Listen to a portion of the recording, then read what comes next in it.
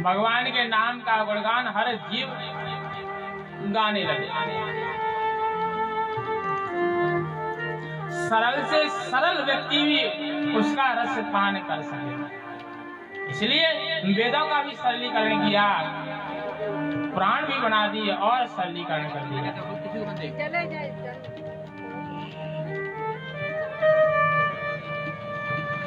कि जीव जान ले,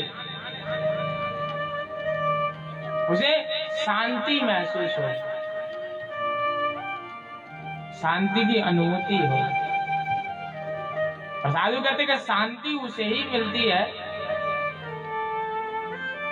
जो प्रयत्न करता है। मांस भक्षण करने वाले को कभी शांति नहीं मिलेगी, वो विचलित ही रहेगा। दारू पीने वाले को कभी शांति नहीं मिलेगी, वो भटकता ही रहेगा।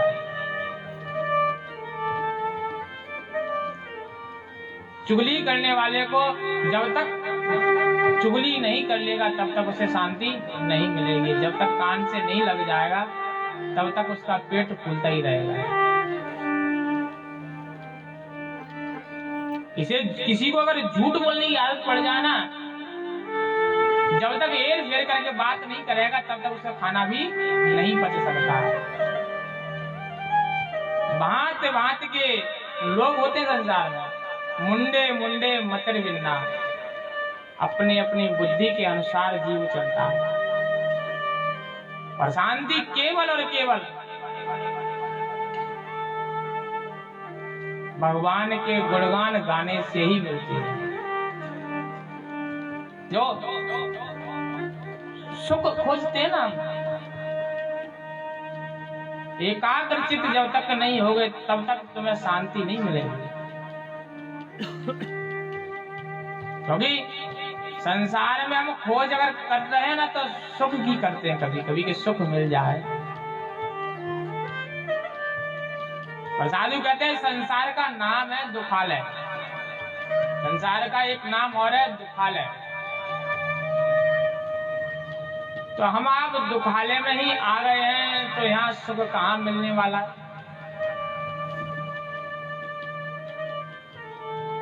भोजनालय में जाकर के कहो कि बढ़िया बढ़िया पुस्तक दे दो पढ़ने के लिए, तो मिल सकती है क्या? नहीं मिलेगी। भोजनालय में भोजन ही मिलेगा, पुस्तक नहीं मिलती है। और पुस्तकालय में जाकर के कहो कि हम बढ़िया समोसे बना करके दे दो, तो पुस्तकालय में समोसे नहीं मिलते हैं।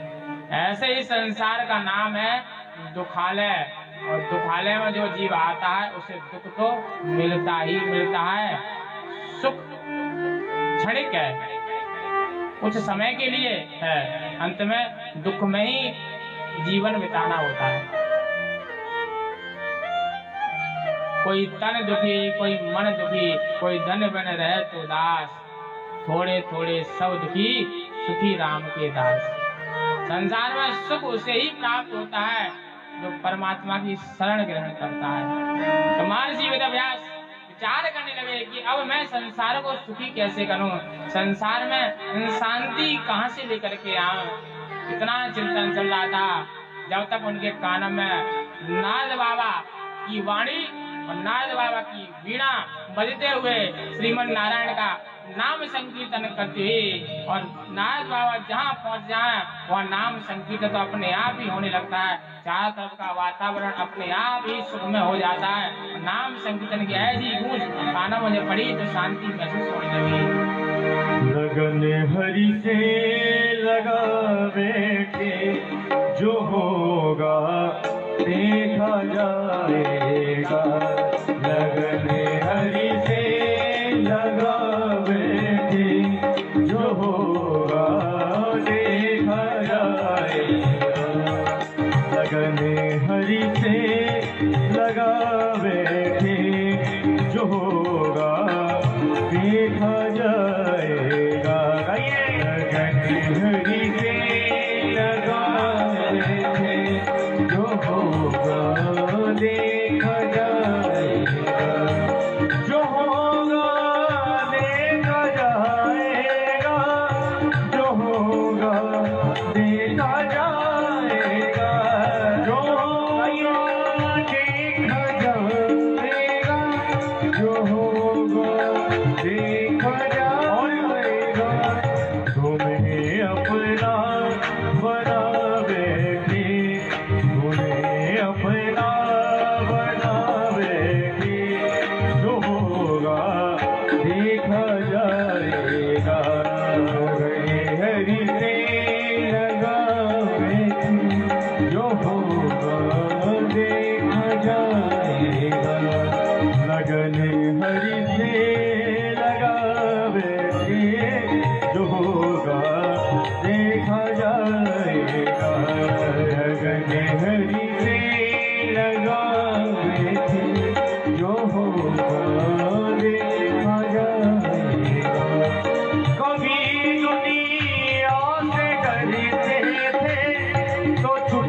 छुप याद करते थे, कभी दुनिया से डरते थे, जो चुप चुप देखा करते थे, कभी दुनिया से डरते थे, तो छुप छुप याद करते थे, कभी दुनिया से डरते थे, जो चुप चुप याद करते थे, तो छुप छुप याद करते थे, उन्हें अपना बना बैठे, जो होगा देखा जाएगा, उन्हें अपना बना बैठे, जो होगा देखा जाएगा। ऐसे नहीं जरा उठा करके दोनों हाथ ताली सेवा कर दो। हरि बोल।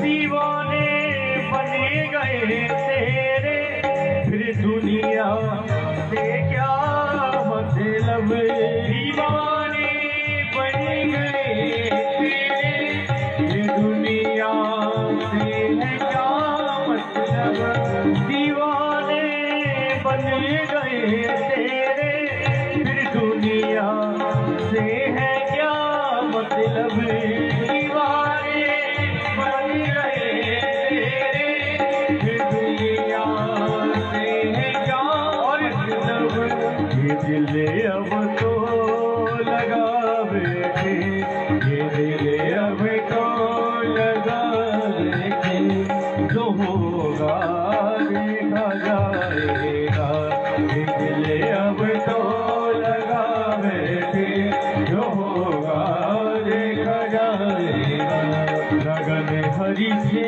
लगा बैठे, जो होगा देखा जाएगा, लगन हरि से लगा बैठे, जो होगा देखा जाएगा। जरा पीछे वाले भी दोनों हाथ खोल के ताली सेवा करते हुए और भाव सिखाते हुए, लगन हरि से लगा बैठे, जो होगा देखा जाएगा, लगन हरि से लगा बैठे, जो होगा देखा जाएगा, लगन हरि से लगा बैठे, जो होगा देखा जाएगा, लगन हरि से लगा बैठे, जो होगा देखा जाएगा, जो होगा देखा जाएगा, जो होगा देखा जाएगा, जो होगा देखा जाएगा।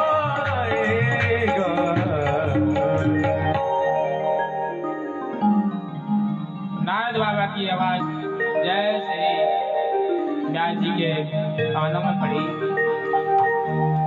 प्रकट हुए। नारद जी ने कहा, व्यास जी किस बात की चिंता है? व्यास जी ने कहा, हमने अनेक ग्रंथ शास्त्रों को बनाया, मन शांत नहीं हो रहा है। तब नारद जी ने अपने पूर्व जन्म की कथा सुनाई और कहा, एक बार संत सानिध्य अगर मिल जाए, संत की वाणी सिद्ध हो जाए, एक बार गोविंद के गुणगान आप लिख देंगे, उन भक्तों के लिए अच्छा होगा जो भक्त भगवान को याद कर करके रोते हैं। उनकी आंखों में हर समय गोविंद की याद बनी रहती है, आंखों से आंसू बहते हैं। व्यास जी ने कहा, आप कहना क्या चाहते हैं? नारद जी ने कहा, व्यास जी मैं तो अपनी कहता हूँ, दूसरे की क्या सुनाऊं। गोविंद ने मुझ जैसे दासी पुत्र के ऊपर इतनी कृपा की। मैं पूर्व जन्म में दासी का पुत्र था। जिस दिन मेरा जन्म हुआ उसी दिन मेरे पिता संसार को छोड़कर के चले गए। मेरी माँ विधवा हो गई। मेरा जन्म हुआ, पिता का साया उजड़ गया, मैं अनाथ हो गया। मेरी माँ रोती है, माँ आंखों से आंसू टपकने लगते हैं, कभी रोए तो कभी हंसे। रोना इसलिए आता है कि पति संसार को छोड़कर के चला गया है। हंसती कभी कभी इसलिए कि मेरे यहाँ बेटा का जन्म हुआ। एक ही दिन संजोग पड़ गया कि पुत्र का जन्म हुआ और पति स्वर्ग सिधार गए। विचार किया माने दासी है कि चलो जैसे भी जीवन यापन कर लूंगी। संतों के आश्रम पर गई। आश्रम उसे ही कहते हैं जहां जाकर के हमें आश्रय मिल जाएगा। आश्रम तो बहुत बने हैं, टिकट लेकर के अंदर जाओ, ऐसे भी आश्रम है, बिना टिकट के अंदर नहीं जा सकते। और आश्रम वही है जहां हमें आश्रय मिल जाए, जहां हमारा दुख दर्द दूर हो जाए, ऐसे आश्रम पर जाओ। तो आश्रम में जैसे माँ मुझे लेकर के गई, वहां साधु संत चतुर्मास के लिए आए और चतुर्मास के लिए साधु संत आए। मैं उनकी सानिध्य में चला गया, उनकी सेवा करने लगा। कभी वस्त्र धोता, कभी भोजन बनाने में सहयोग करता। जब रात्रि में कुछ नहीं बचता तो साधु महात्मा को जूठन जो बची उसे ही पान करने लग जाता मैं। 4 महीने हो गए। 4 महीने जब हो गए तो साधु संत महात्मा सब जाने लगे। मैंने चरण पकड़ लिए, बाबा आप अगर चले गए ना तो मैं जीवित नहीं रहूंगा, या तो आप यहीं रुक जाइए या मुझे साथ लेकर के चले जाइए। महात्मा ने कहा लाला हम तुझे नहीं ले जा सकते हैं, क्योंकि जीव का जब जन्म होता है ना संसार में तो उसके ऊपर कई प्रकार के ऋण होते हैं। उन ऋणों से जब तक मुक्ति नहीं मिलेगी तब तक हम तुम्हें ले जा नहीं सकते हैं। पितृ ऋण होता है, माता का ऋण होता है, गुरु का ऋण होता है। जब तक माँ और पिता गुरु आज्ञा ना दे तब तक तुम्हें साधु बनने का अधिकार नहीं है। उनका आशीर्वाद लेकर के ही साधु बना जाता है। क्योंकि तुम्हारे पिता नहीं है संसार में, इसलिए तुम्हें अपनी माता की आज्ञा का पालन तो करना ही पड़ेगा। पर माँ ने जैसे ही देखा कि मेरा बेटा बाबा बनने की कहता है तो माँ ने इशारा में हाथ जोड़कर कहा महात्मा से इसे साथ मत ले जाना। और संसार में ऐसी कोई माँ नहीं है कहेगी मेरा बेटा डॉक्टर बन जाए, मेरा बेटा इंजीनियर बन जाए और मेरा बेटा बाबा नहीं बनना चाहिए। माँ ने कहा कि बाबा ना बन जाए, बस मेरा बेटा।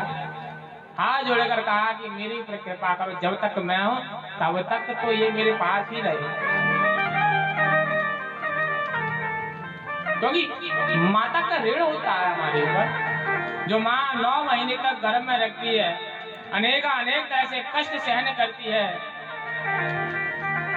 दर्द होता है उसे, उस दर्द को सहन करती है, ऐसी माँ की आज्ञा भी आवश्यक है।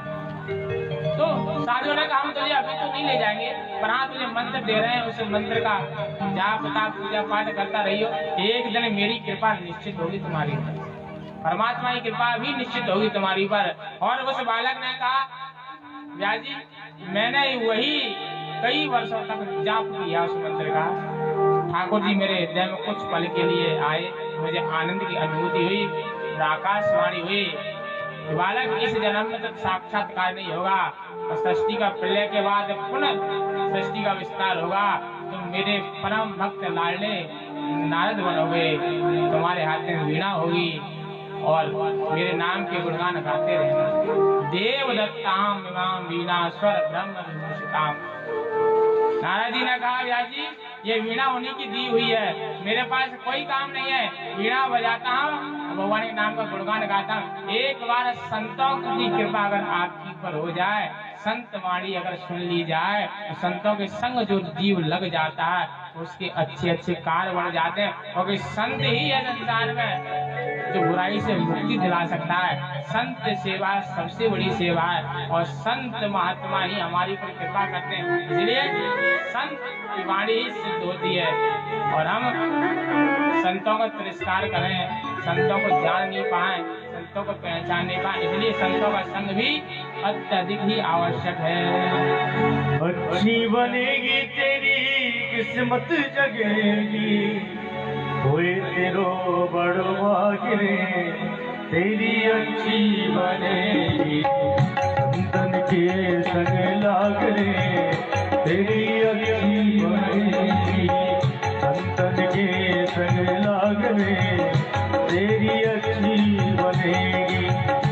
अच्छी बनेगी तेरी किस्मत जगेगी, अच्छी बनेगी तेरी किस्मत जगेगी, अच्छी बनेगी तेरी बिगड़ी बनेगी, अच्छी बनेगी तेरी बिगड़ी बनेगी। होए तेरो बड़ो भाग्य रे तेरी अच्छी बनेगी, होए तेरो बड़ो भाग्य रे तेरी अच्छी बनेगी। संतन के संग लाग रे तेरी अच्छी बनेगी, संतन के संग लाग रे तेरी अच्छी बनेगी।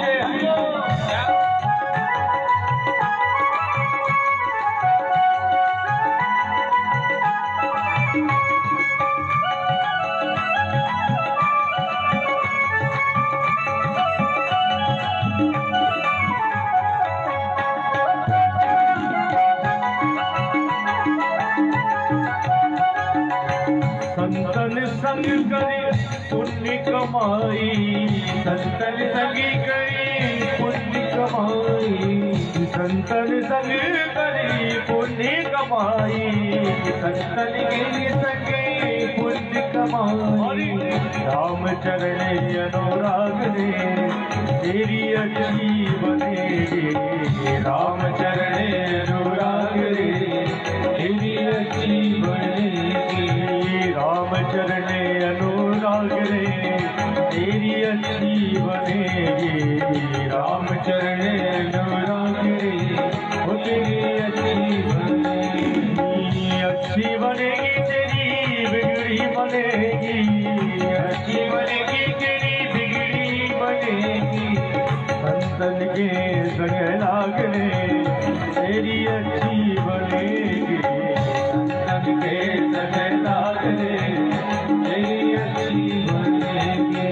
ध्रुव जी की बन गई प्रहलाद जी की बन गई, ध्रुव जी की बन गई प्रहलाद जी की बन गई, ध्रुव जी की बन गई प्रहलाद जी की बन गई, ध्रुव जी की बन गई प्रहलाद जी की बन गई, ध्रुव जी की बन गई प्रहलाद जी की बन गई, ध्रुव जी की बन गई प्रहलाद जी की बन गई, ध्रुव जी की बन गई प्रहलाद जी की बन गई, ध्रुव जी की बन गई प्रहलाद जी की बन गई। हट जाए और के ताप रे तेरी अच्छी बनेगी, उड़ जाए और के नाम रे तेरी अच्छी बनेगी। संतन के संग लाग रे तेरी अच्छी बनेगी, संतन के संग लाग रे तेरी अच्छी बनेगी।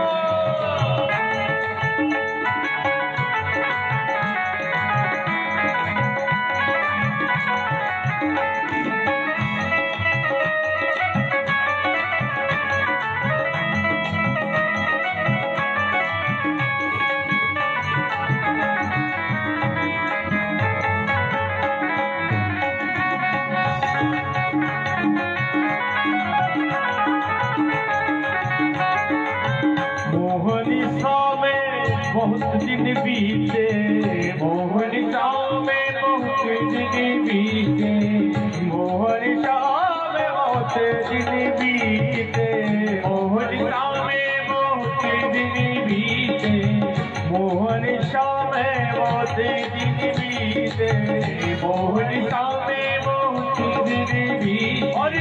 जाग सके तो जाग रे तेरी अच्छी बनेगी, जाग सके तो जाग रे तेरी अच्छी बनेगी। संतन के संग लाग रे तेरी अच्छी बनेगी, संतन के संग लाग रे तेरी अच्छी बनेगी। और कागा से तोए हंस करेंगे, कागा से तोए हंस करेंगे, कागा से तोए हंस करेंगे, कागा से तोए हंस करेंगे। और हट जाए और के दाग रे तेरी अच्छी बनेगी, हट जाए और के दाग रे तेरी अच्छी बनेगी। संतन के संग लाग रे तेरी अच्छी बनेगी संतन के संग लाग रे तेरी अच्छी बनेगी तेरी बिगड़ी बनेगी अच्छी बनेगी तेरी बिगड़ी बनेगी अच्छी बनेगी तेरी किस्मत जगेगी अच्छी बनेगी तेरी किस्मत जगेगी। और ऐसे नहीं जरा उठा के दोनों हाथ और ताली सेवा करते हुए अगर किस्मत को जगाना चाहते हो तो ओए तेरो बड़ो भाग्य तेरी अच्छी बनेगी ओए तेरो बड़ो भाग्य तेरी अच्छी बनेगी संतन के संग लागे तेरी अच्छी बनेगी संतन के संग लागे तेरी अच्छी बनेगी तेरी अच्छी बनेगी तेरी अच्छी तेरी अच्छी बनेगी।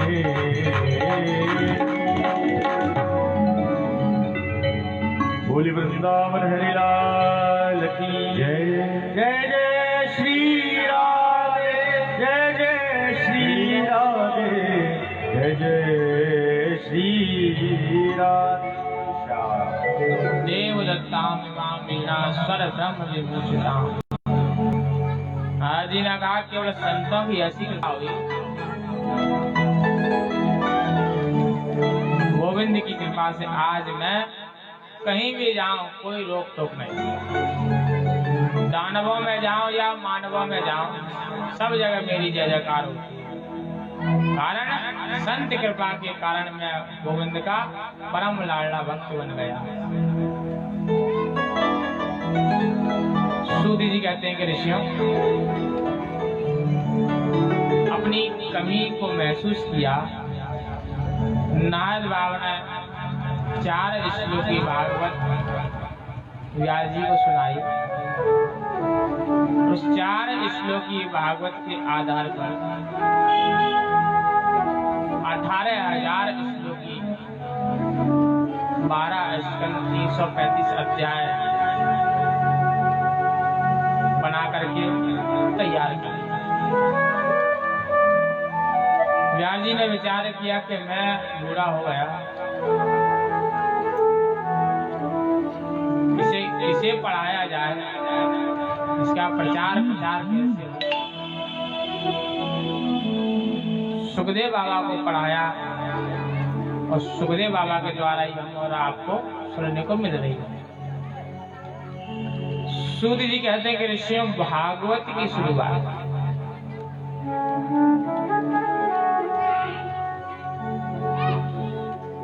महाभारत से होती है। महाभारत में ज्यादा समझाने की आवश्यकता नहीं है, आप सब जानते ही हैं, पर छोटे से रूप में कहूं, जहां प्रेम नहीं होता है वहां महाभारत ही होता है। जहां आपसी तालमेल नहीं मिलते हैं जिस घर में, उस घर में कभी न कभी महाभारत हो ही जाता है। आपसी मतभेद जहाँ हुए वहाँ क्लेश हुआ, वो समझो महाभारत की शुरुआत है।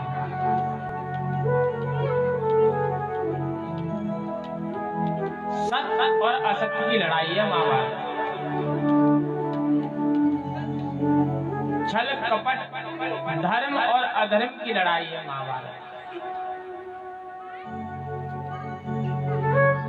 महाभारत में 2 पात्र विशेष है, कौरव और पांडव, युधिष्ठिर और दुर्योधन। एक धर्म है, एक अधर्म है, एक सत्य है तो एक असत्य है, एक दिन है तो एक रात्रि है। कौरवों के अंदर ईर्ष्या है, कोई दिन रात यही विचार करते हैं कैसे भी करके हम पांडवों को मार दें, उनकी संपत्ति को हरण कर लें, विजय पा लें इनके ऊपर।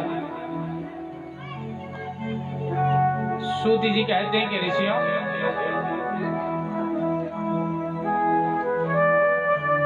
सत्य कुछ समय के लिए छुप सकता है पर पराजित कभी नहीं होता है। सत्यमेव जयते, सत्य की ही हमेशा विजय होती है। सत्य के मार्ग पर चलने वाला जीव कुछ समय के लिए तो विचलित हो सकता है, डगर पर चलने लग जाए, सत्य के मार्ग पर चलने लग जाए, सत्य के पथ पर चलने लग जाए, तो कभी कभी कांटे भी लगेंगे, और निरंतर चलता रहा तो वह कांटे फूल भी बन जाएंगे, पर सत्य का मार्ग छोड़ना नहीं है। सत्य के मार्ग पर निरंतर चलते रहना है। तो एक सत्य है तो एक असत्य है। एक प्रेम की मूर्त है, पांडव प्रेम करते हैं भाइयों से, मतभेद बुलाना चाहते हैं, और कौरव मतभेद बढ़ाना चाहते हैं। वो बुलाना नहीं चाहते, वो बढ़ाना चाहते हैं। एक ही परिवार के दो भाइयों के आपसी विवाद ही महाभारत है। संपत्ति की महाभारत का मुख्य कारण बनती है। परिवार में जब तक जियो तो परिवार के सामने झुकना सीख जाओ, और जो झुक जाता है वो परिवार बढ़िया चलते हैं, और सीना चौड़ा करके जब तान के खड़ा रहता है वो परिवार बिखर जाते हैं। जहां भाई भाई का प्रेम घट गया उस घर में महाभारत कभी न कभी होता है। सूत जी कहते हैं कि ऋषियों एक कारण और है ईर्ष्या। जैसे दीमक लग जाए किसी लकड़ी में तो कोई लकड़ी को खोखला कर देती है, खत्म कर देती है। ऐसी जो ईर्ष्या होती है ना, वह किसी के हृदय में बैठ जाए, किसी के प्रति बैठ जाए, तो उस व्यक्ति का बुरा तो बाद में होगा, पहले तुम्हारा ही बुरा हुआ, क्योंकि तुमने अपने हृदय में ही उस ईर्ष्या को बैठा लिया। ईर्ष्या कभी अच्छा काम नहीं करती है। ईर्ष्या के कारण हम जलते रहते हैं। अग्नि हमें जलाए या ना जलाए, पर ईर्ष्या के कारण हम दूसरे का अच्छा देखते देखते जलते रहते हैं, और अंदर अंदर खोखले होते रहते हैं, और अंदर से ही खोला हो जाता है। ईर्ष्या कभी दूसरे को कुछ नहीं बिगाड़ती है, ईर्ष्या अपना ही बिगाड़ती है सब। भक्त एक ईर्ष्यालु स्वभाव का, और ईर्ष्या भी किसी और से नहीं करता है, वो अपने पड़ोसी से करता है। ओ पड़ोसी का इतना बड़ा मकान बन गया, मैं पीछे रह गया, देखो तो सही कितना बढ़िया हिसाब किताब बना लिया, आता कहाँ से इसके पास। तो अपने पड़ोसी से ईर्ष्या करता है जी। पर भक्त है, भगवान का भजन भी करता है, भगवान की भक्ति में भी लगा रहता है, तो वही ईर्ष्यालु स्वभाव का भक्त एक बार 6 महीने तक भोलेनाथ की भक्ति की, और जब भोलेनाथ की भक्ति की 6 महीने तक भोलेनाथ प्रकट भी हो गए। भोलेनाथ जानते भी हैं कि इसके मन में क्या चल रहा है, क्योंकि अंतर्यामी है।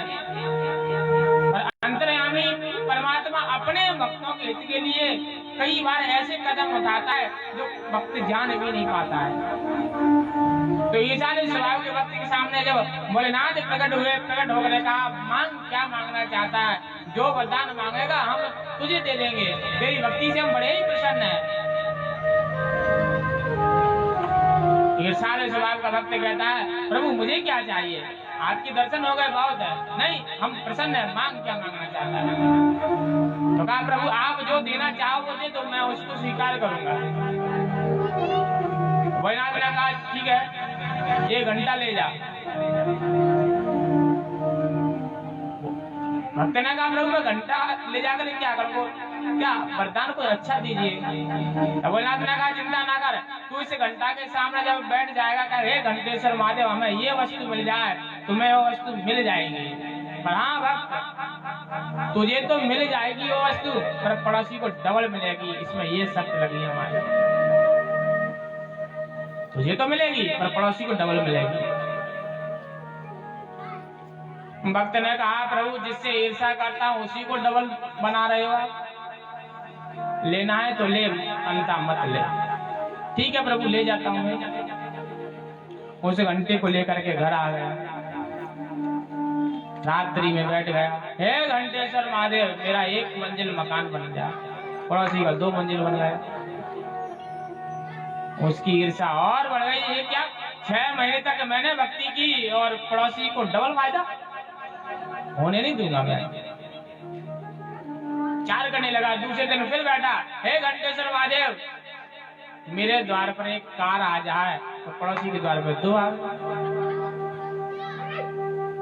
उसकी ईर्ष्या और बढ़ने लगी कि भक्ति मैं करूं और लाभ पड़ोसी को, और जिसको मैं देखना भी नहीं चाहता, जिसकी शक्ल बुरी लगती है मुझे, जिसके पास खड़ा होने में मुझे अच्छा नहीं लगता है, जिससे मैं ईर्ष्या करता हूँ, भगवान उसी का डबल फायदा करते हैं। मैं भी भगवान का भक्त हूँ, मैं भी इसे जड़ से उखाड़ दूंगा, इसे यहाँ रहने ही नहीं दूंगा। बैठ गया, हे घंटेश्वर महादेव मेरे द्वार पर एक कुआं खुद जाए, तो पड़ोसी के द्वार पर 2 कुआं खुद गए। रात में आएगा, अंधेरे में आएगा, कुआं में गिर के मर जाएगा, ऐसे छुटकारा मिलेगा मुझे। प्रजा को राखे साइया मार सके ना कोई। जब पड़ोसी ने कुछ बिगाड़ा ही नहीं है तो इसका क्यों कुछ बिगड़ेगा। तो दूसरे दिन फिर, हे घंटेश्वर महादेव मेरी एक टांग टूट जाए, तो पड़ोसी की दोनों ही टूट गई। अब तो लंगड़ा हो गया है, कुआं में करके मर ही जाएगा और छुटकारा मुझे मिल जाएगा। मैं तो एक टांग से भी रह लूंगा, इसकी दोनों ही खत्म कर दी मैंने, फिर भी बच गया। दूसरे दिन फिर कहा, हे घंटेश्वर महादेव मेरी एक आंख फूट जाए, पड़ोसी की दोनों फूट गई, कि मैं तो एक आंख से रह लूंगा, पड़ोसी की दोनों ही फोड़ देता हूँ। लंगड़ा भी हो गया, अंधा भी हो गया, और तो कुएं में गिर के मर जाएगा, इससे छुटकारा हमें मिल जाएगा। फिर भी बच गया। साधु कहते ईर्ष्या में व्यक्ति इतना डूब जाता है, उसे ये एहसास नहीं होता है कि नुकसान मेरा भी हो रहा है, अपना एहसास नहीं होता है कि मैं भी गड्ढे में जा रहा हूँ, इतना लिप्त हो जाता है।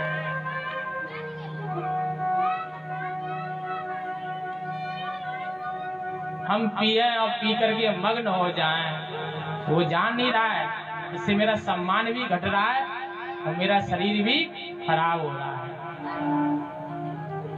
दोनों 2 चीज से हमें हानि होती है। शरीर तो जाता ही जाता है और सम्मान भी लोग कम करने लगते हैं। पास खड़े होने में लोग कहते हैं अरे इसके पास क्या खड़ा होना। तो हमें कार्य वो करना चाहिए जहाँ समाज के साथ हम खड़े होने में हमारा गर्व महसूस हो कि हम तुम्हारे साथ खड़े हैं, लोग हमारा सम्मान करें। तो ईर्ष्या नहीं करनी चाहिए। तो ईर्ष्या में इतना डूब गया हुआ भक्त कि अपना तो अपना बुरा तो किया, पड़ोसी को अभी बुरा ही करता रहा। दोनों आंख फोड़ दी पड़ोसी की। घर की साफ सफाई करते करते कोई कील या कांटा उसकी अच्छी वाली आंख में लग गया, तो अच्छी वाली आंख भी उसकी फूट गई। पत्नी ने कहा तुम पड़ोसी से बहुत ईर्ष्या करते हो ना, इसलिए भगवान ने तुम्हारी आंख फोड़ दी है, तुम्हें दंड दिया है। उसको लगा कि शायद पत्नी ठीक कह रही है। हे घंटेश्वर महादेव मेरी दोनों आंखों को ठीक कर दो। भोलेनाथ प्रकट हो गए और भोलेनाथ प्रकट होकर कहते हैं भक्त जब तेरी 2 आंख हम ठीक करेंगे तो पड़ोसी की 4 कहां से लाएंगे? मेरे भी 3 ही नेत्र हैं और चौथी कहां से लाऊंगा? तू अपनी एक करा, पड़ोसी की 2 ठीक हो जाए। तो मेरी एक ही ठीक कर दो तो पड़ोसी की दोनों कर दी। मेरी एक टांग ठीक कर दो, पड़ोसी की दोनों कर दी ठीक। मेरे घर के सामने से कुआं हट जाए, पड़ोसी यहाँ से दोनों कुएं हट गए। अंत में परिणाम ये निकला वह ईर्ष्यालु स्वभाव का भक्त एक ही आंख का हो गया काना, एक आंख तो फूटी गई। तो ईर्ष्या से कभी भी किसी का भला नहीं हुआ है। केवल कथा में सुनने के लिए नहीं होते हैं ये दृष्टांत, इन दृष्टांतों को मन में उतारना होता है। कथा केवल पंडालों में बैठ करके सुन करके बढ़िया से सुनी और चले गए, वहां तक सीमित नहीं है। उसमें से क्या हमारे जीवन में उतर सकता है, और जिस दिन कथा को जीवन में उतार लोगे उस दिन कथा सुनना सार्थक हो जाएगा। इसलिए मन में उतारो उसे। पड़ोसी से ईर्षा नहीं, रिश्तेदारी में ईर्षा नहीं, सामाजिक स्तर पे ईर्षा नहीं, क्योंकि समाज का बहुत बड़ा योगदान होता है हमको बड़ा बनाने के लिए। समाज चाहे तो ऊंचाई पर ले जाए, समाज चाहे तो तुम्हारी तरफ देखे भी ना। तो हमें हर अपनी प्रतिष्ठा पे दाग नहीं लगने देना है। ऐसा कोई कार्य नहीं करना चाहिए जहां हम अपमानित हो, हमें अपमान महसूस हो। और जीवन में अपमान हुआ तो फिर कितना भी धन हो, वो धन कभी काम नहीं आने वाला। अगर आप अपमानित हो गए तो मान सम्मान ही हमें प्राप्त करना चाहिए। ऐसा कोई कार्य ना करें जहां से हमें ठेस पहुंचे। तो कौरव तो केवल यही विचार करते हैं कि हम कैसे भी करके इनको जड़ से उखाड़ दें। ईर्षालु है, मन में विकार है, मन के अंदर इतना द्वेष भरा हुआ है कि पांडवों को देखना भी पसंद नहीं करते हैं। लाछा गृह में जलाने का प्रयास किया, जहर देकर मारने का प्रयास किया, अंत में कुछ नहीं हुआ। जुए खेला गया, आपस में सारी संपत्ति को छीन लिया, छल के द्वारा वनवास दे दिया, 1 वर्ष का अज्ञातवास दे दिया। लौट करके आए, कन्हैया प्रस्ताव लेकर के गए, दूत बन करके गए, और दूत बन करके बार बार यही कहा कि कौरवों से केवल इतना ही निवेदन किया कि मैं पांडवों को भली भांति जानता हूं, तुम पूरी संपत्ति दे सकते हो तो दे दो, अगर संपत्ति वापस नहीं कर सकते हो तो 5 गांव दे दो, उन 5 गांव में ही मैं संतुष्ट कर दूंगा। तो दूसरी सीख है संतुष्टि। व्यक्ति को संतुष्ट होना चाहिए। भगवान एकाग्रचित्त होकर के वचन दे देते हैं कौरवों को कि केवल 5 गांव दे दो, उन 5 गांव में मैं पांडवों को संतुष्ट कर दूंगा। भगवान को विश्वास था कि संतुष्ट हैं और संतुष्ट हो जाएंगे। असंतुष्टो महादुखी, संतुष्टो सदा सुखी। जो जीव संतुष्ट हो जाए, संतुष्टि हो जाए और जितना मिल जाए ठाकुर जी कृपा से उसमें ही आनंद लेने लगे, तो उसके ऊपर भगवान विश्वास करते हैं। और पांडवों को समझते थे कि पांडव मेरी बात टाल नहीं सकते, क्योंकि रिश्ते निभाने में, रिश्तों को निभाने की दूसरी सीढ़ी होती है विश्वास। विश्वासो फलदायक। हम परमात्मा से जब भी कोई रिश्ता बनाए, मित्र का बनाए, पुत्र का बनाए, सखा बनाए, पुत्र बनाए, जो भी एक रिश्ता जब बन जाता है ना, उस रिश्ते को निभाने के लिए फिर विश्वास की आवश्यकता पड़ती है। जैसे भक्त भगवान के ऊपर विश्वास रखते हैं तो भगवान भी भक्तों पर विश्वास रखते हैं कि मेरी बात को टाल नहीं सकता है। तो विश्वास से ही चलते हैं। और पांडवों में तीनों तरह की भक्ति है। भगवान के साथ संबंध भी बना रखा है पांडवों ने, और भगवान पर विश्वास ही बहुत करते हैं। और तीसरी है समर्पण। भगवान के प्रति समर्पण भी है पांडव, इसलिए उनका बाल बांका भी कौरव नहीं कर पाए। हर पल उनकी रक्षा में लगे रहते, दिन रात उन्हीं की विचार करते थे कि कैसे भी करके मैं अपने पांडवों का बाल बांका ना होने दूं। तो महाभारत को सुना जाए, महाभारत का श्रवण भी अगर किया जाए ना, इतिहास 2 हुए हैं हमारे भारतवर्ष में, एक महाभारत, एक रामायण। अगर कोई कहे कि महाभारत पढ़ो या सुनो तो मैं उसके पक्ष में नहीं हूँ। मैं पर्सनली थिंकिंग मेरी, महाभारत की अपेक्षा आपको रामायण पढ़ना चाहिए। दोनों में एक जैसी घटना घटित हुई। अगर आप चिंतन करें, महाभारत में और रामायण में एक जैसी घटना घटित हुई। उस घटना घटित हुई तब 2 बुजुर्ग लोग भी वहां मौजूद थे। जब द्रौपदी का चीर हरण किया गया, वस्त्र उतारे जा रहे थे, तो उस बड़ी सभा में बूढ़े बाबा भीष्म बैठे हुए थे। भीष्म कुछ भी नहीं कर पाए। इंसान है, मनुष्य है, बलशाली है, तेजस्वी है। अगर वह शस्त्र उठा करके खड़े हो जाते या आंखें भी दिखा देते दुशासन को तो चीरहरण नहीं होता, पर उन्होंने कदम नहीं उठाया। ये घटना घटी है उस बड़ी सभा में। द्रौपदी चिल्लाती है, रोती है, हे जटारी, हे गोविंद, मेरी लाज बचाओ, मेरे मान सम्मान की रक्षा करो। उस महारथी से एक भी महारथी इस द्रौपदी की रक्षा नहीं कर पाया। श्रेष्ठ महारथी भीष्म पितामह थे, सबसे बुजुर्ग थे, वह भी सम्मान नहीं कर पाए, वह भी लाज नहीं बचा पाए। ये महाभारत है। और वहां रामायण में जब सीता मैया को ले जाने लगा रावण, तो एक पक्षी ने अपनी जान न्यौछावर लगा दी। तो जटायु ने कहा कि जब तक मैं जीवित हूँ तब तक सीता मैया को तू नहीं ले जा सकता है। तो वहाँ एक पक्षी हमें ज्ञान दे गया कि माता बहन की इज्जत पर अगर कोई बात आ जाए तो सिर कटा देना, पर माता बहन की इज्जत जाने ना पाए। ये हमें रामायण सिखाती है। तो हमें रामायण पढ़ना चाहिए, ना कि महाभारत पढ़ना चाहिए। वहाँ रामायण में एक पक्षी हमें ज्ञान देता है, यहाँ महाभारत में एक बूढ़ा भीष्म हमें ज्ञान नहीं देता है। तो पढ़ने लायक है रामायण, सुनने लायक है रामायण।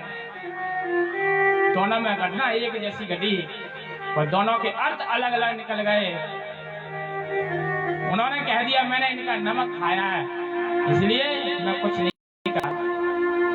और पक्षी होने के नाते उसने कहा नहीं, ये मेरी बेटी के समान है, मुझे इसकी प्राणों की रक्षा भी करनी है और मैं जीवित रहूं तब तक जाने नहीं दूंगा।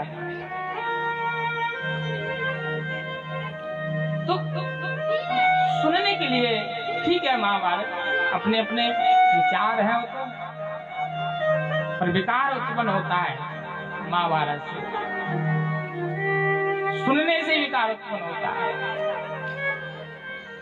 पढ़ो रामायण पढ़ो, सुनो तो भागवत सुनो। रामायण अगर जीवन की राह है, रामायण जीवन जीना सिखाती है, तो भागवत मरना सिखाती है। इतना अंतर है बस कि मरा कैसे जाए।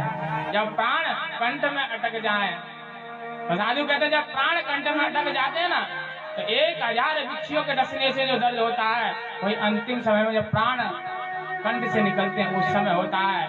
तो उस दर्द से बचने के लिए भागवत सुनी जाती है, उस मोक्ष को प्राप्त करने के लिए भागवत सुनी जाती है।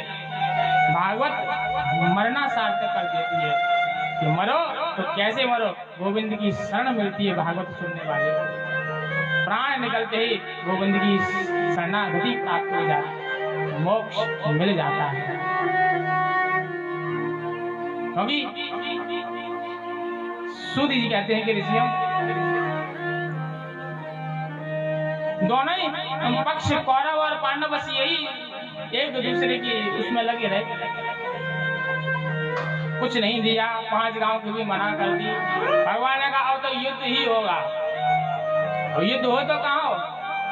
युद्ध के लिए तो ऐसी कोई स्थान चाहिए जहाँ प्रेम ना हो, और जहाँ प्रेम नहीं होता वहीं युद्ध होता है। और भारत भूमि तो प्रेम की भूमि है, और युद्ध किया जाए तो कहाँ किया जाए। अब साधु संत अपनी बुद्धि विवेक से अनेक अर्थ इसके निकाले। कुरुक्षेत्र की इस भूमि में ही युद्ध क्यों किया गया, तो किसी महात्मा के मुख से मैंने सुना, वो आपको सुना देता हूँ कि भगवान जब विचार करने लगे कि युद्ध कहाँ कराया जाए, तो भगवान ने रथ में बैठ करके चारों तरफ भ्रमण भी किया उस समय। तो भगवान ने कुरुक्षेत्र को ही चिन्हित किया। क्यों किया? भगवान ने क्या देखा उस कुरुक्षेत्र में कि एक किसान हल जोत रहा है, और हल जोते जोते थक गया, थक जाने के कारण एक वृक्ष के नीचे बैठ गया। उसकी पत्नी भोजन लेकर के घर से भोजन लेकर के आई। एक 5-7 वर्ष का बालक था, वो भी साथ साथ चल करके आया कि मैं भी खेतों में जाऊंगा। वृक्ष के नीचे पति बैठा हुआ है, पत्नी आई, पति ने थाली में भोजन परोस दिया और सामने पति के सामने रख दिया। वह 5-7 वर्ष का बालक खेतों की मेड़ों पर खेलने लगा। पति ने एक निवाला तोड़ ही पाया। तब तक पति ने क्या देखा, पति ने कि खेतों की मेड़ पर जो बालक खेल रहा है ना, उसे सर्प ने डस लिया। पति ने खाना छोड़ करके अपने बच्चे को बचाने के लिए दौड़ने लगा। पत्नी ने कहा, अरे अब कहाँ भाग करके जाते हो, उसे तो सर्प ने डस लिया, वो तो मरी गया, तुम भूखे क्यों मरते, तुम भोजन कर लो। भगवान जान गए इस नारी को अपने पुत्र से ही प्रेम नहीं है, तो यही महाभारत होगा, इसी स्थान पर होगा। तो छोटे से शब्दों बस इतना ही कि जहाँ प्रेम नहीं वही महाभारत है, वही कलेश है। शब्द छोटा है और एक छोटे शब्द बड़ी बड़ी बातें कर जाते हैं। दोनों तरफ की भीषण युद्ध हुआ, दुर्योधन की जांघों को तोड़ दिया, अन्य बड़े बड़े महारथी मारे गए। जब दुर्योधन की जांघों को तोड़ दिया और रणभूमि में पड़ा हुआ है, सबके सब अपने शिविर में पहुंच गए। अर्धरात्रि में अश्वत्थामा दौड़ करके भाग करके आया और दुर्योधन से कहता है, मित्र मित्र, ये तुम्हारी हालत किसने की, तुम्हारी जांघों को किसने तोड़ा, तुम्हें लव लुहान किसने किया, मुझे बताओ, मैं तुम्हारा मित्र हूं। दुर्योधन ने कहा, अश्वत्थामा, अगर तुम मेरे सच्चे मित्र हो ना, मेरे सच्चे मित्र हो और मुझे सच्ची श्रद्धांजलि देना चाहते हो, तो बस हम 100 भाई थे, पांडवों का कुछ नहीं बिगाड़ पाए, तुम पांडवों का वध कर दो, मेरी अंतिम इच्छा पूरी हो जाएगी। अश्वत्थामा का ये कौन सी बड़ी बात है, हम अभी जाते हैं। हाथ में तलवार लेकर के जैसे शिविर में पांडव लोग सो रहे थे, उस शिविर में प्रवेश कर जाता है। सूत जी कहते हैं कि ऋषियों, उस शिविर में प्रवेश तो कर गया, पांडव लोग तो सो ही गए थे। परमात्मा कभी नहीं सोते हैं, वो जागते रहते हैं, कब क्या होने वाला है। तो भगवान भी रात्रि में जाकर के उस शिविर में प्रवेश हो गए और पांडवों से कहा, अरे पांडवा, तुमने महाभारत को जीत लिया है, अब तो सो मत, चलो गंगा स्नान कराते हैं। गंगा स्नान के बहाने ले गए। जहां पांडव लोग सो रहे थे उस स्थान पर ही द्रौपदी के 5 पुत्र आकर के सो जाते हैं। रूप रंग आकार चेहरा सब पांडवों जैसा, कोई सामने से एकदम पहचान भी ना हो पाएगी कौन बालक है कि ये पांडव है।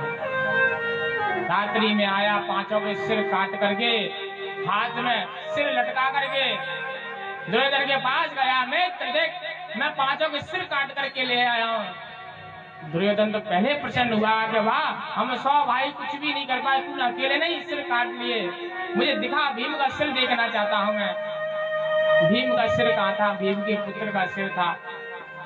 देखा, रोने लगा, आंखों में आंसू आ गए। अरे मित्र मित्र, तूने क्या किया, तूने तो हमारे पूरे कुरुवंश में जल देने के लिए भी कोई नहीं छोड़ा, हमें पिंड दान देने के लिए भी कोई नहीं छोड़ा और प्राण छोड़ दिए। एक साथ प्रसन्नता और दुख मिले, उसी समय प्राण छूट जाए इसके। अश्वत्थामा जान गया, अब तो मेरा मरना भी निश्चित है, पांडवों को सुबह मालूम होगी तो मुझे जीवित नहीं छोड़ेंगे। सुबह हुई, द्रौपदी अपने बालकों को जगाने के लिए उस शिविर में गई। शिविर में क्या देखती है कि 5 पुत्रों का सिर काट करके कोई ले गया है, सिर कोई काट करके ले गया है। द्रौपदी ने देखा, आंखों में आंसू आ गए। पुत्र पुत्र, तुम्हारी ये दशा किसने की? माँ आज माँ रोती है, जो माँ अपने पुत्रों की रक्षा के लिए, अपने पुत्र की सुख के लिए स्वयं दुख उठाती है, आज उस माँ के सामने ही बालकों की हत्या करती है। जो माँ बचपन में अपने बालक का लालन पालन करते समय, जब बालक छोटा होता है और कहीं गीला हो तो गीले में स्वयं सोना पसंद करती है, बालक को सूखे में सुलाती है। ऐसी माँ के सामने 5 बालकों की हत्या हो गई। माँ रोने लगी, द्रौपदी रोने लगी। हे गोविंद, अब तू क्या क्या जन्म दिखाएगा? अब इस महाभारत की बलि कितने लोग चढ़ेंगे? उतने समय में कृष्ण कन्हैया लाल पांडवों के साथ आ गए। पांडवों ने देखा, अर्जुन ने कहा, द्रौपदी, जिसने भी हमारी बालकों की हत्या की है उसे तेरी चरणों में डाल दूंगा मैं। सूत जी कहते हैं कि ऋषियों, अश्वत्थामा को पकड़ करके जंजीर में बांध करके रथ में बांध दिया और द्रौपदी के सामने खड़ा कर दिया। द्रौपदी ने जैसे ही देखा अश्वत्थामा को बांध करके लेकर के आए हैं, द्रौपदी ने अर्जुन से कहा, मुंचता में सह ब्राह्मणो नितराम गुरु। अरे ये ब्राह्मण है, तुम्हारे गुरु का पुत्र है, गुरु के समान है, इसे छोड़ दो, इसे मारो मत। भीम ने कहा, भैया अर्जुन, तुमने अगर इसे छोड़ दिया तो मैं मार दूंगा। नकुल सहदेव ने कहा, भैया तुमने छोड़ा तो हम इसे मार देंगे। युधिष्ठिर कहते हैं, अर्जुन, कोई ऐसा काम ना हो जाए जो अधर्म हो, धर्म जो कहता हो वैसा ही करना। अर्जुन ने कहा कन्हैया से, प्रभु अब मैं क्या करूं? कन्हैया ने कहा, तुम्हें ज्यादा कुछ नहीं करना है, मैं तुम्हें शिक्षा देता हूं।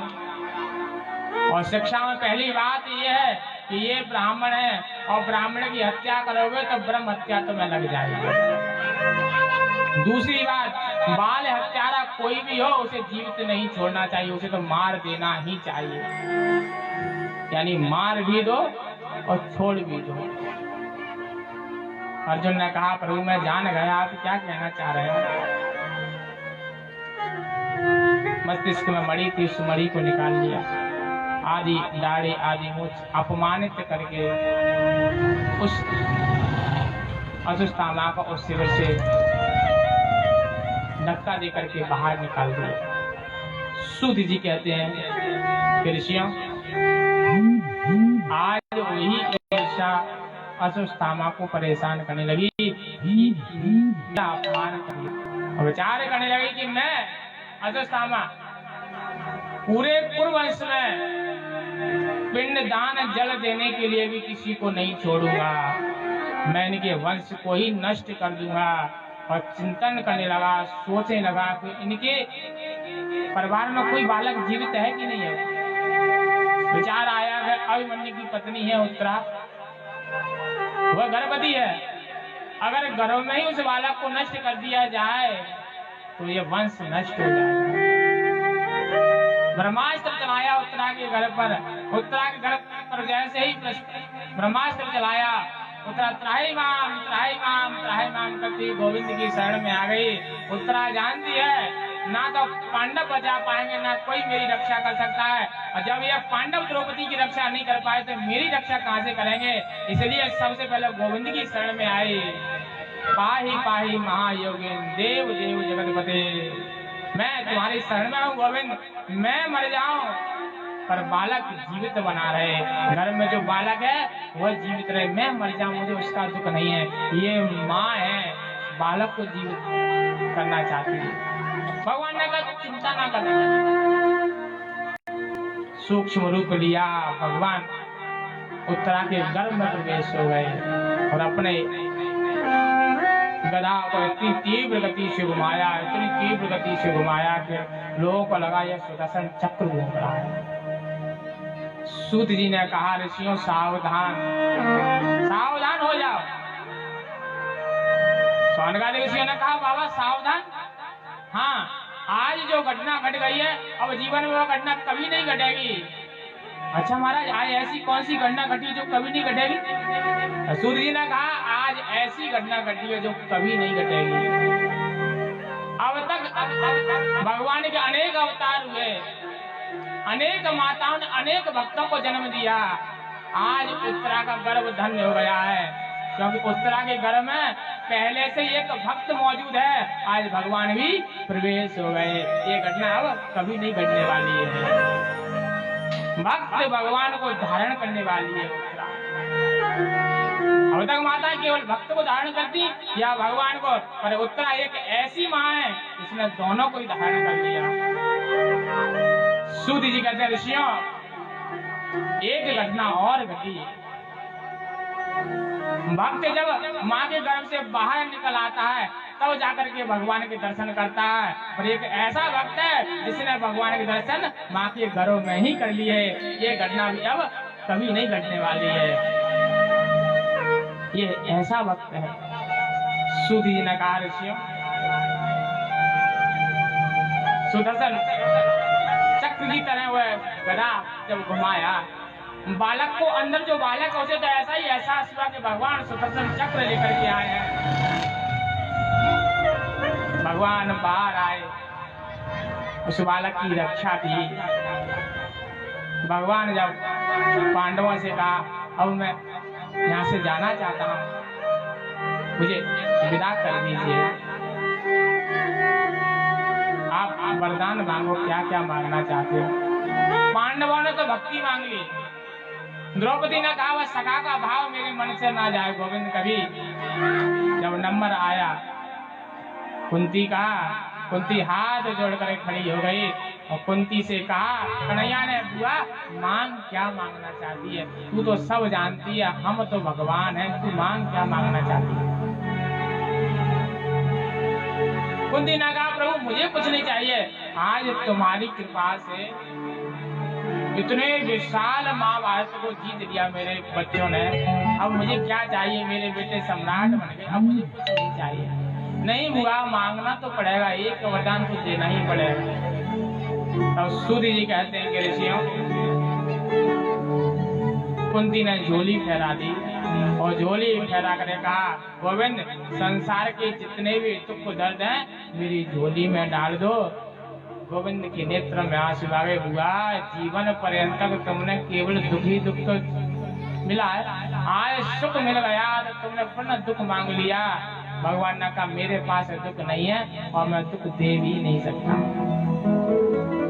अभी साधु कहते हैं कि जहाँ संसार में जीव सुख के चक्कर में पड़ गया तो सबसे पहले गोविंद को ही भूल जाता है। पहले तो खूब मांगते हैं, प्रभु हमें ये हो जाए, हमारे साथ हमें हमारा मकान बन जाए, दुकान खुल जाए, व्यापार खड़ा हो जाए, नौकरी लग जाए।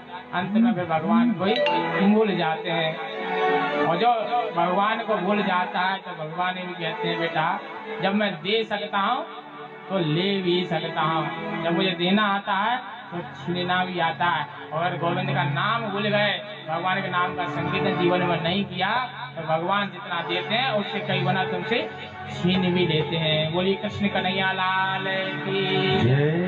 बांके बिहारी मुझको देना सहारा, कहीं छूट जाए ना दामन तुम्हारा। बांके बिहारी मुझको देना सहारा, कहीं छूट जाए ना दामन तुम्हारा। बांके बिहारी मुझको देना सहारा, बांके बिहारी मुझको देना सहारा, कहीं छूट जाए ना दामन तुम्हारा, कहीं छूट जाए ना दामन तुम्हारा। जिनसे मिली है दया हमको इतनी, जिनसे मिली है दया हमको इतनी, जिनसे मिली है दया हमको इतनी, जिनसे मिली है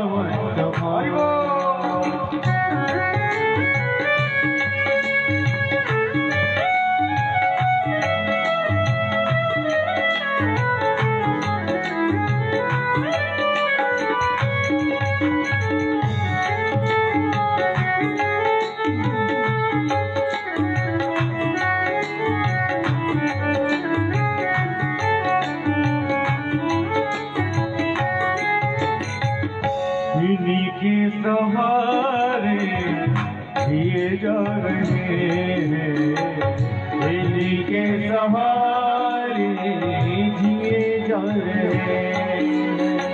ये नाम का अमृत पिए जा रहे हैं, राम नाम से पिए जा रहे हैं। मेरा बिगड़ा जीवन सवारा न होता, मेरा बिगड़ा जीवन सवारा न होता, मेरा बिगड़ा जीवन सवारा न होता, तो दुनिया में कोई हमारा न होता, तो दुनिया में कोई हमारा न होता।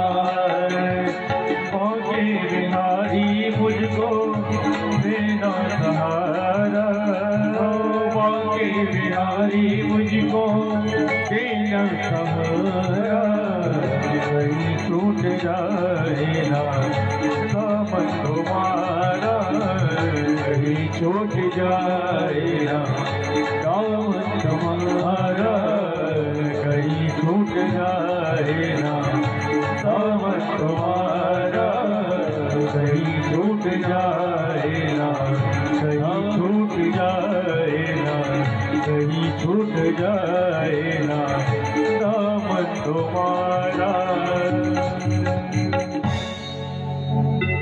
बोले वृंदावन है लाल की जय।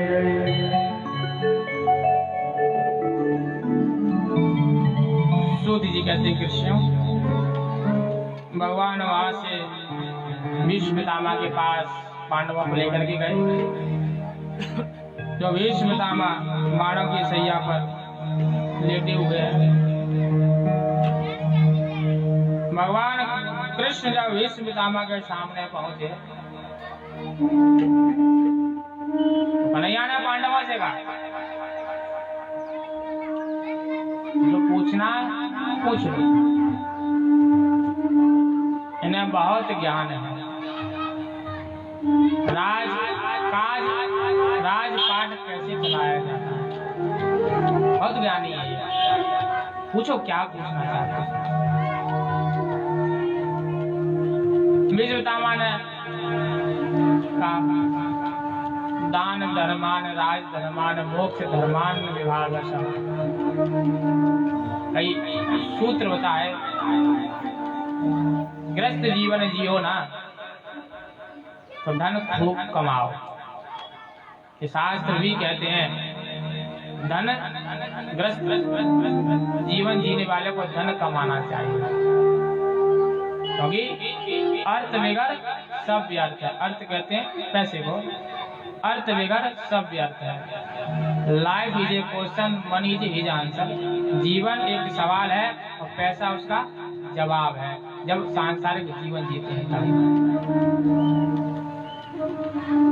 संसारिक जीवन जीते समय धन की भी आवश्यकता पड़ती है। धन कमाना बुरी बात नहीं होती है, पर धन का उपयोग हम कहाँ कर रहे हैं ये बड़ी बात होती है। धन हम कहाँ लगा रहे हैं, कितना लगा रहे हैं, कैसे लगा रहे हैं। धन का सदुपयोग हो रहा है कि धन का दुरुपयोग हो रहा है, धन से धर्म हो रहा है कि धन से अधर्म हो रहा है, ये विचार करना होता है। धन कमाना अति आवश्यक है। और जिन्होंने जीवन में धन नहीं कमाया, जिन्होंने जीवन में धन जोड़ा नहीं, इकट्ठा नहीं किया, उनको पता पड़ गई लॉकडाउन में ये क्या होता है जीवन में। सब बंद, जिसके पास था वही खुला हुआ। और वहां जब मैंने अपनी आंखों से गणना देखी, एक तो मजदूर आटे के कट्टे हम लोगों ने बांटे, तो सुबह तो हमारे यहाँ से वो लेके गया और शाम को 800 रुपये का पौवा लेकर के उधर से निकला। मैंने कहा बेटा एक बात बता, अब पैसा कहाँ से आया? 100 रुपये आटे के लिए नहीं है, 800 रुपये का खरीद करके आप ला रहे हो, तो अपने धन का प्रयोग हम कहाँ कर रहे हैं? धन कहाँ जा रहा है? बालकों को नहीं खिलाना है, हमें उस धन को काम जाकर के पटक रहे हैं। ऐसे लोग भी लॉकडाउन में हमारी नजर में आए, जिन्होंने कि 200 रुपए की गुटखा खाने के लिए तैयार है, पर 100 रुपए का आटा लेने के लिए लाइन में लगे हुए हैं। ऐसे लोग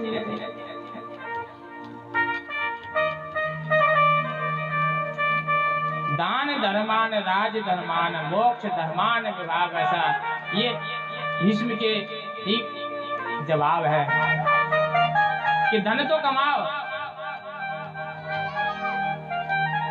और धन कमाने के बाद उसमें से दशांश 10% सत्कर्म में लगा दो। किसी की बेटी का विवाह हो रहा है, वह गरीब है, तो वहां धन लगा दो। कोई बालक पढ़ने लिखने में होशियार है, वो आगे चलकर कुछ बड़ा आदमी बन सकता है, और पैसे की कमी के कारण उसे पढ़ाई छोड़नी पड़ रही है, तो वहां धन लगा दो। कोई गरीब झोंपड़ी में रहता है और तुम्हारे पास अधिक मात्रा में धन है, तो उसके लिए घर बनवा दो। किसी के पास वस्त्र नहीं है, सर्दी बहुत पड़ रही है, तो वस्त्र उसे ला करके दान दे दो।